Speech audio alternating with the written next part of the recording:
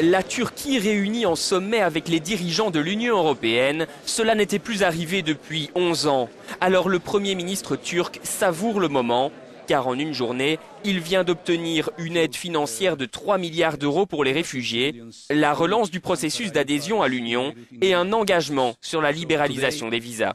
Nous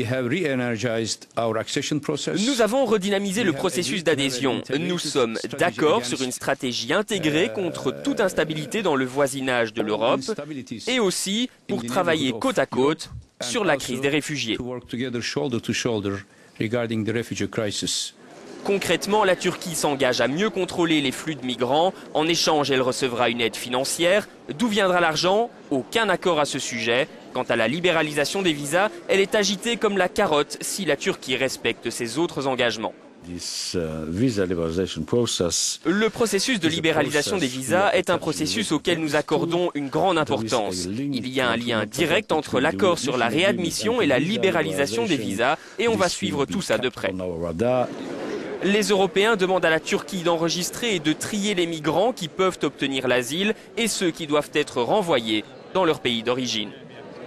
Il y a une nécessité d'avoir des vérifications sur les personnes qui passent à travers le territoire turc. Et nous savons qu'il y a des combattants étrangers qui ont cette intention et qui utilisent cet itinéraire. Et puis d'autre part, il y a aussi des terroristes qui pourraient s'infiltrer. On l'a vu, y compris dans les attentats de Paris.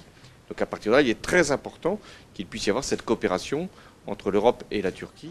Mais cet accord n'efface pas les critiques en matière de liberté d'expression, ni la nécessité d'aboutir à un accord sur le statut de Chypre. Les progrès dans les discussions entre l'Union européenne et la Turquie restent conditionnés à la reconnaissance de Chypre. Les relations entre chypriotes grecs et turcs se sont améliorées récemment. L'Union européenne et la Turquie espèrent trouver un accord sur le statut de Chypre d'ici le printemps prochain.